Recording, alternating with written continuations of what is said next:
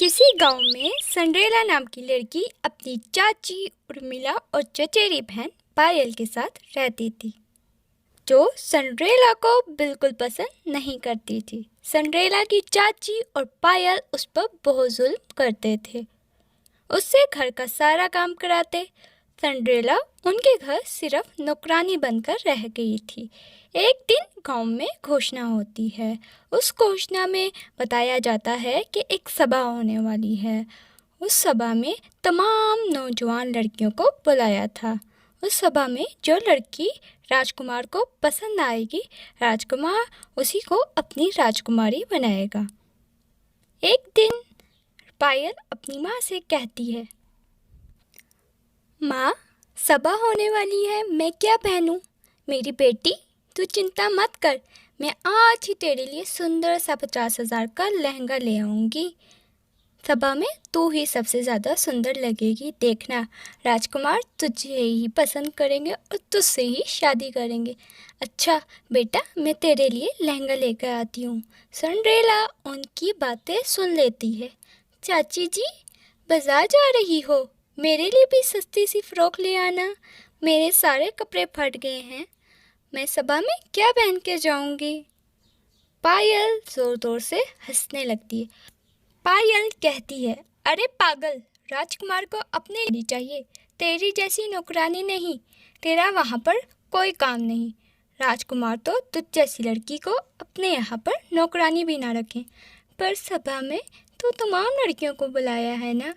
अरे कलमुही, करम जली, जन्म लेते ही तो सबको खा गई, अब सभा में जाकर राजकुमार की जिंदगी खराब करना है। तूने आज के बाद इस घर से बाहर कदम भी रखा तो मुझसे बुरा कोई नहीं होगा। अगले दिन तमाम लड़कियां सभा में चली जाती हैं और सिंड्रेला की चाची उसको अंधेरे कमरे में बंद करके पायल के साथ सभा में चली जाती है। माँ, मुझे अंधेरे से डर लगता है। माँ, पिताजी, आप मुझे इतनी जल्दी छोड़कर क्यों चले गए? क्या मैं आपको पसंद नहीं थी? मैं इतनी बुरी हूँ, किसी को पसंद नहीं? चाची को ऐसा करती है कि मैं उनकी दुश्मन हूँ। आखिर माँ, क्यों मेरे साथ इतना बुरा हो रहा है? मेरी क्या गलती है? तभी वहाँ पर एक सुंदर सी राजकुमारी प्रकट होती है। उठो सिंड्रेला, रो नहीं, मुझे तुम्हारी माँ ने भेजा है। तुम इस दुनिया की सबसे खुश नसीब लड़की हो और तुम्हारी ज़िंदगी में बहुत ज़्यादा खुशियाँ आने वाली हैं। मेरे साथ आओ। फिर इस तरह परी अपने साथ सिंड्रेला को बाहर ले आती है और अपनी जादुई छड़ी से सिंड्रेला पर जादू करती है। जादू करते ही सिंड्रेला नौकरानी से राजकुमारी में बदल जाती है। सिंड्रेला सभा में चली जाती है। सिंड्रेला तमाम लड़कियों से सुंदर लग रही थी। राजकुमार सिंड्रेला को पसंद कर लेते हैं और सिंड्रेला के साथ डांस करते हैं। सिंड्रेला और राजकुमार डांस कर रहे थे, तभी 12 बज जाते हैं। सिंड्रेला को परी की बातें याद आ जाती है। सिंड्रेला वहाँ से चली जाती है, लेकिन सिंड्रेला की एक सैंडल वहीं पर रह जाती है। राजकुमार हर जगह सैंडल वाली लड़कियों को ढूंढ रहे थे। वो सैंडल गांव में भी लड़की को पूरी नहीं आती। राजकुमार के सेवक पायल के घर जाते हैं। पायल जब वो सैंडल पहनती है तो उसको पूरी नहीं आती। अब सिंड्रेला उस सैंडल को पहनती है तो वो सैंडल सिंड्रेला को पूरी आ जाती है। राजकुमार सिंड्रेला से शादी कर लेते हैं और सिंड्रेला महल में खुशी खुशी रहने लगती है। तो दोस्तों, पेट में जादुई आम का पेड़। सोनपुर गांव में रानी और सोमिया नाम की 2 अनाथ बहनें रहती थी। वे लोग बहुत गरीब थे। वे पास के जंगल से जाकर फल और लकड़ियां तोड़कर उन्हें बाजार में बेचा करते थे और उसी से उनके घर का गुजारा होता था। एक दिन सोमिया हाथ में कुल्हाड़ी लिए अपनी दीदी रानी की राह देख रही थी। दीदी, कितनी देर लगा रही हो? अभी तक आपको अपनी फलों की टोकरी नहीं मिली क्या? जल्दी आओ ना दीदी। तभी रानी हाथ में फलों की टोकरी लेकर घर से बाहर आई। इतना चिल्ला क्यों रही हो सोमिया? भूल गई क्या? जब 2 दिन पहले तो इतना देर तक मुझे जंगल में इंतजार करवाई थी, तब मैं भी तो रुकी थी ना तुम्हारे लिए। कि मैंने तुझे कुछ कहा उसके लिए? टोकरी मिलती तभी आती ना। दीदी, तुम मेरी बात को समझ नहीं रही हो। कुछ दिनों पहले जब एक तूफानी हवा चली थी तो उसमें एक बड़ा सा आम का पेड़ उखड़कर गिर गया था, याद है ना? हाँ, याद तो है। पिछले 2 दिनों से हम उसी पेड़ की सूखी डालियाँ और फल तोड़कर बेच रहे हैं। उसी पेड़ के फल तो हम खाते हैं। वही तो दीदी, अगर हम जल्दी नहीं गए तो हमसे पहले कोई और जाकर सारे फल तोड़ लेंगे। फिर ना तो हमें फल मिलेगा ना ही लकड़ियाँ। फिर तो हमें बहुत दिक्कत होगी दीदी। अब चलो जल्दी। ऐसी ही बातें करते हुए दोनों बहन जंगल की तरफ चलने लगी। कुछ दूर चलने के बाद वो दोनों बहन उसी गिरे हुए आम के पेड़ के पास पहुंच गई। उसके बाद दोनों बहनों ने उस पेड़ के डाल को काटने की सोची और फिर सोमिया अपनी कुल्हाड़ी से आम के पेड़ के हरे भरे डाल को काटने लगी। ये देखकर रानी बहुत ही दुखी हो गई। रुक जाओ सोमिया, इस हरे भरे डाल को मत काटो। पता नहीं क्यों मुझे अच्छा नहीं लग रहा है। हम सिर्फ सूखे हुए पेड़ काटते हैं ना, ये तो हरा भरा है, इसे मत काटो। ओफो दीदी, आज आपको क्या हो गया है? अब इसमें बुरा लगने की कौन सी बात है? अरे ये एक पेड़ ही तो है और पेड़ का काम ही है कि वो हमें फल दे और लकड़ियाँ दे। नहीं सोमिया, माँ कहती थी कि पेड़ में भी जान होती है और इस पेड़ में अब भी जान बाकी है। देखो तो ये पेड़ कितना हरा भरा है। दीदी, ये सब कुछ नहीं होता है। मुर्गी और मछली में भी तो जान होती है, फिर भी लोग उसे मार कर खाते हैं ना, बताओ। देखो सोमिया, हम सूखी लकड़ी से भी तो काम चला सकते हैं ना। इस हरे भरे पेड़ को काटने की क्या जरूरत? एक काम करते हैं, हम इस पेड़ के सारे आम तोड़ लेते हैं, उसे बेचकर हम अपना गुजारा कर लेंगे। तुम अब पेड़ काटना बंद करो। पर सोमिया अपनी दीदी की बात को अनसुना कर अपनी कुल्हाड़ी से पेड़ के डाल पर वार करने लगी। पता नहीं तुम्हें ये अचानक क्या हो गया?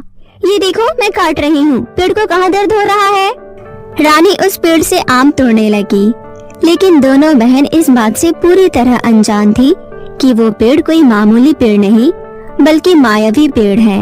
उन दोनों बहनों की बातें पेड़ सुन रही थी और पेड़ ने मन ही मन कहा, बार बार कुल्हाड़ी की वार से पेड़ को कितना दर्द होता है। इस बात का अंदाजा सोमिया को करवाना होगा, तभी ये किसी की जान की कीमत समझ पाएगी। जिसे खुद के प्राणों की कीमत समझ में आए, वही दूसरों की प्राणों की कीमत समझ सकता है। फिर उस पेड़ से एक धुआं निकला और वो रानी द्वारा इकट्ठा किए हुए एक आम के अंदर चला गया। दोनों भाई बहन फल और लकड़ियाँ लेकर गांव के गली गली जाकर उसे बेचने लगे।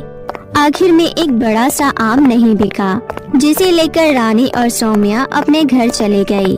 सोमिया को बहुत भूख लगी थी, इसलिए टोकरी में बचा एक आम वो खा लेती है। सोमिया का पेट भर गया और फिर दोनों बहन खाना खाकर सो गए। लेकिन अगली सुबह जब सोमिया ने अपनी आंखें खोली तो वो हैरान रह गई। उसके पेट से आम का पेड़ बाहर निकला हुआ था, जिसे देखकर सोमिया बहुत ज्यादा घबरा गई। दीदी, दीदी कहाँ हो दीदी? जल्दी से मेरे पास आओ। दीदी देखो ना, ये क्या हो गया दीदी? सोमिया की आवाज सुनकर रानी जल्दी से सोमिया के पास आती है और सोमिया के पेट पर उगे आम के पेड़ को देखकर वो दंग रह गई। सोमिया, मेरी बहन, ये सब कैसे हुआ? तुम्हारे पेट में आम का पेड़ कैसे उग गया? तू चिंता मत कर, मैं अभी किसी को बुला कर लाती हूँ। नहीं दीदी, मुझे अभी हॉस्पिटल ले चलो, मैं इस आम के पेड़ के साथ नहीं जी पाऊंगी। दीदी मुझे सही कर दो दीदी, प्लीज दीदी, मुझे डॉक्टर के पास ले चलो दीदी। सोमिया रोए जा रही थी। सोमिया की ये हालत देखकर रानी उसे अस्पताल ले जाती है। पेट में पीड़ लिए सोमिया को चलने में बहुत ही तकलीफ हो रही थी। रास्ते में जो लोग भी उसे देखते हंसने लगते। रानी जल्द ही उसे गांव के ही एक अस्पताल में ले जाती है। डॉक्टर ने जैसे ही सोमिया के पेट में उगे उस आम को पेड़ को देखी, वो शॉक्ड रह गई।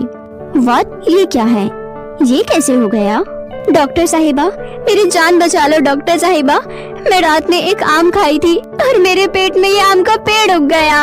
आम तो हम भी खाते हैं, पर आम का पेड़ तो हमें से किसी के पेट में नहीं उगा।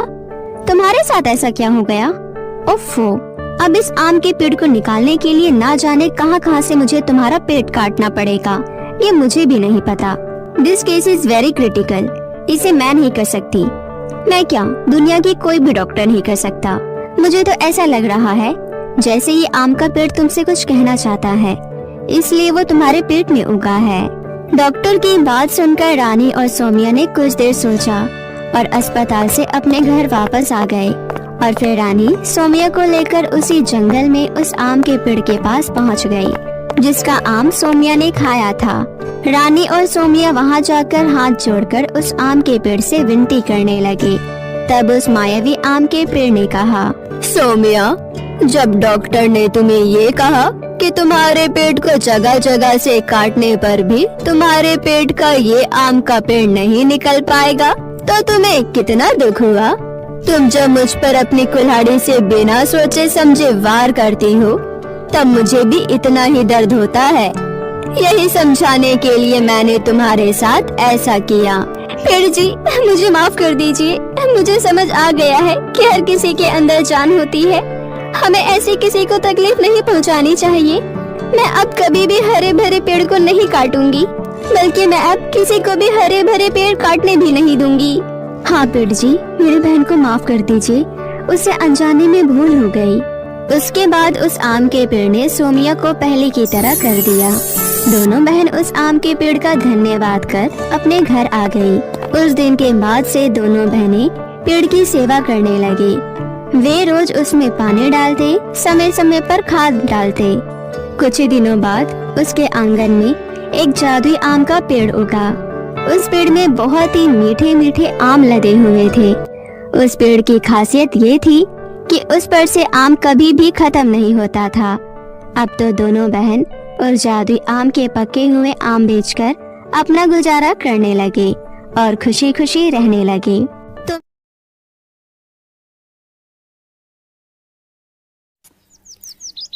बहुत समय पहले की बात है, एक गांव में रोशनी और रिया नाम की लड़की अपनी चाची विमला के साथ रहते थे।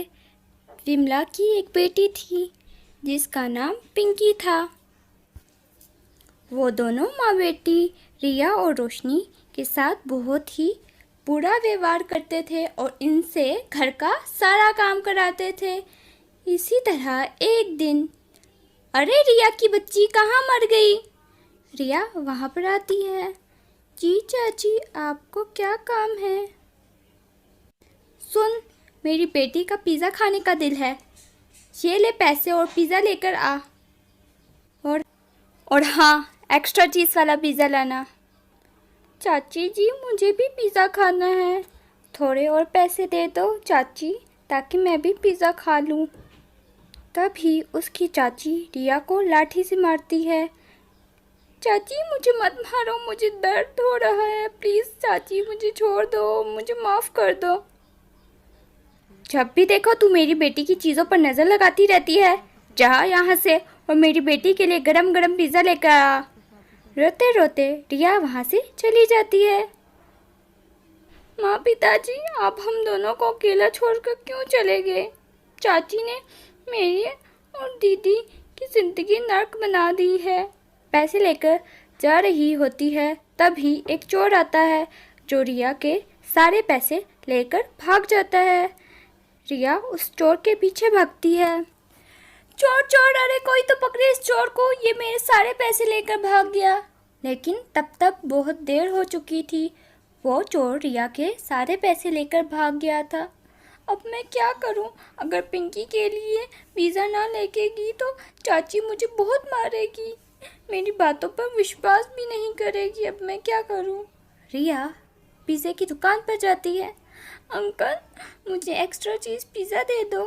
अच्छा बेटा, लाओ पैसे दो। अंकल, मेरे पास तो पैसे नहीं हैं। अरे पैसे होते नहीं चले आते हैं क्या? मैं यहाँ पर फ्री में खाना बांट रहा हूँ जो तुम मुँह उठाकर पिज़्ज़ा लेने आ गई। चल भाग यहाँ से, जब पैसे हों तब आना पिज़्ज़ा लेने। पता नहीं कहाँ से आ जाते हैं ये लोग।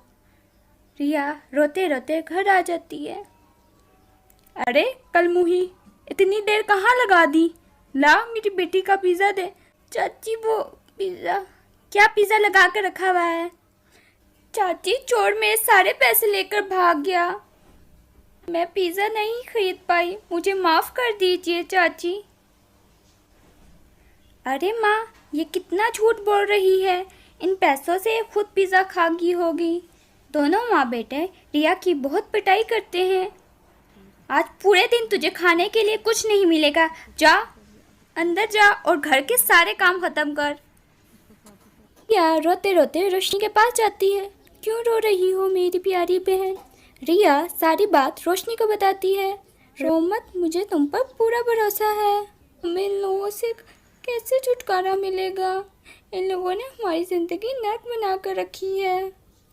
रिया तू चिंता मत कर, कुछ ठीक हो जाएगा। दोनों बहनें घर का सारा काम करती हैं। थोड़ी देर बाद रोशनी अपनी चाची के पास जाती है। चाची, घर का सारा काम ख़त्म कर लिया है, हमें खाना दे दो और मुझे रिया का खाना भी दे दो। रिया छोटी है चाची, इससे गलती होगी, उसे माफ़ कर दीजिए, वो ऐसी गलती कभी नहीं करेगी। माँ, इस रिया की बच्ची को बिल्कुल खाना नहीं देना। मेरा पिज़्ज़ा भी खा आई है। बिल्कुल खाना नहीं देना, वरना मैं खाना नहीं खाऊंगी। पिंकी, ऐसे मुंह ना फुला। मैं इस पिज़्ज़ा चोर को बिल्कुल खाना नहीं दूंगी। ये पकड़ रोटी और जा यहाँ से। आज रिया को खाना नहीं मिलेगा, नहीं तो आज से मैं तेरा खाना भी बंद कर दूंगी। अरे रिया, मैंने तो खाना खा लिया है। ये तू एक रोटी खा ले और चाची को मत बताना कि मैंने ये रोटी तुम्हें दे दी है। रोशनी दीदी, आप झूठ बोल रही हैं। आपने खाना नहीं खाया और मुझे अपना खाना दे रही हैं। मुझे भूख नहीं है, आप खा लें।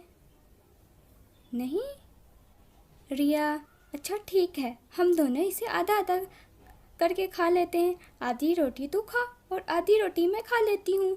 दोनों बहनें वो रोटी खा लेती हैं और रोटी खाकर सो जाती हैं। फिर अगले दिन, ये लो पैसे, इससे तुम दोनों फल और सब्जी ले आओ। लेकिन आज तुम दोनों बिना चप्पल के जाओगी बाजार, तुम्हारी सज़ा है। लेकिन चाची, बाहर तो इतनी तेज़ धूप है, हम नंगे पैर कैसे जाएंगे बाजार? एक बार जो मैंने बोल दिया, जाओ बाजार सब्जी लेकर आओ, नहीं तो गरम चिमटे से तुम्हारे हाथ जला दूंगी। दोनों बहनें उदास मन से बाजार के लिए जाती हैं। दीदी, मेरे पैर बहुत जल रहे हैं। दीदी, मुझसे नहीं चला जा रहा। बहन, तुम एक काम करो, तुम यहाँ छाँव में बैठ जाओ, मैं बाजार से सब्जी ले आती हूँ। तभी इन दोनों को एक बूढ़ी औरत दिखाई देती है। अरे बेटा, मेरी मदद करो, गर्मी की वजह से मुझे चक्कर आ रहे हैं। क्या तुम ये सामान मेरे घर तक छुड़वा सकती हो? नहीं बूढ़ी अम्मा, हमारे साथ चलिए, हम आपको घर छोड़ देती हैं। दोनों बहनें उस बूढ़ी अम्मा का सामान लेकर उन्हें घर तक छोड़ देती हैं। तुम दोनों बहनें बहुत अच्छी हो, लेकिन बेटा इतनी गर्मी में तुम नंगे पैर क्यों घूम रही हो? वो दोनों बहनें बूढ़ी अम्मा को सारी बात बताती हैं। हमारे घर में हमारी चाची हैं, वो हमारे ऊपर बहुत अत्याचार करती हैं।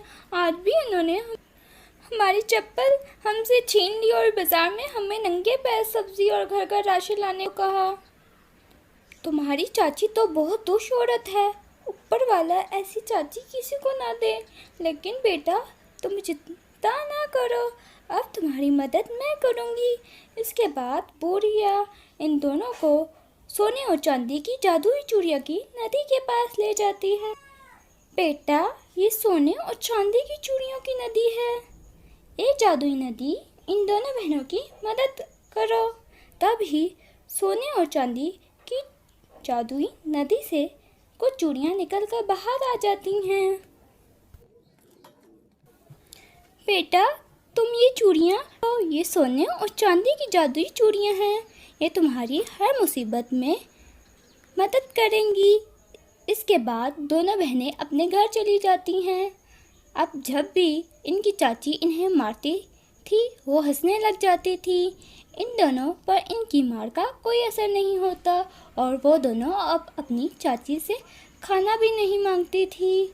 वो जाती चूड़ियों की मदद से खाना मांग लिया करती थी। जादुई चूड़ियों से घर का सारा काम बहुत ही जल्दी ख़त्म कर ले। माँ, आप देख रही हो ना, आजकल ये दोनों बहनें ज़्यादा ही खुश रहने लगी हैं। वो तो आपसे खाना भी नहीं मांगती। इतने दिन हो गए हैं इन्हें खाना मांगे हुए। घर का सारा काम भी जल्दी कर लेती है। हम दोनों इन्हें कितना मारते हैं, इसके बाद भी ये दोनों हंसती रहती हैं। अरे ऐसा क्या हो गया माँ? बेटा मुझे तो लगता है कुछ ना कुछ गड़बड़ है। चल हम इन दोनों पर नज़र रखते हैं। दोनों माँ बेटी इन दोनों पर दोनों माँ बेटी नज़र रखने लगती हैं। एक दिन जादुई सोने और चांदी की चूड़ियाँ को वो जादू करते हुए देख लेती हैं। माँ, इन दोनों के पास जादुई सोने और चांदी की चूड़ियाँ हैं। मुझे भी वो जादुई सोने और चांदी की चूड़ियाँ चाहिए। दोनों माँ बेटी दोनों बहनों के कमरे में जाती हैं और इनसे जादुई चूड़ियाँ छीन लेती हैं और जल्दी से वो चूड़ियाँ पहन लेती हैं। चूड़ियाँ पहनते ही इन्हें जोरदार करने लगता है। हमें कोई मदद करो, हमारी कोई मदद करो, बचाओ बचाओ माँ, ये चूड़ियाँ तो करंट मारती हैं। माँ कुछ करो, माँ इन्हें बाहर निकालो। बच्चों हमारी मदद करो, हमें माफ़ कर दो बेटा। जादुई सोने और चांदी की चूड़ियाँ हमारी चाची और बहन को मत मारो। रोशनी के इतना कहते ही जादुई चूड़ियाँ अपने आप निकलकर बाहर आ जाती हैं। हमें माफ़ कर दो बेटा, हम आज के बाद तुम्हारे साथ अच्छा व्यवहार करेंगे। इसके बाद दोनों माँ बेटी रोशनी और रिया के साथ बहुत अच्छा बर्ताव करने लगती हैं और सब मिलजुल कर हंसी खुशी रहने लगते हैं। एक गांव में मीना नाम की लड़की अपनी बहन टीना के साथ रहती थी। उनके माता पिता की एक दुर्घटना में मौत हो गई थी। मीना दिल की बहुत ही अच्छी थी और नेक थी। वो हमेशा दूसरों की मदद करती थी, लेकिन मीना देखने में बिल्कुल अच्छी नहीं थी। बचपन से मीना का रंग बहुत काला था, लेकिन उधर टीना देखने में बहुत सुंदर थी, इसलिए टीना मीना को बिल्कुल पसंद नहीं करती थी। ऐसे ही एक दिन टीना मीना का मजाक बनाने लगी। मीना को इस बात का बहुत बुरा लगा। मीना उदास होकर बाहर चली गई। वो एक झरने के पास बैठे रो रही थी। उसको एक आवाज़ आती है। वो आवाज़ जादुई सोने के झरने की थी। सोने के झरने ने मीना को बहुत सारा सोना दिया। सोने से मीना ने एक घर खरीदा। टीना को जब इस बात का पता चला तो वो भी सोने के झरने से सोना लेने गई। वो झरना चांदी के झरने में तब्दील हो गया। इस झरने में टीना फंस कर मर गई। मीना अपने घर में खुशी खुशी रहने लगी।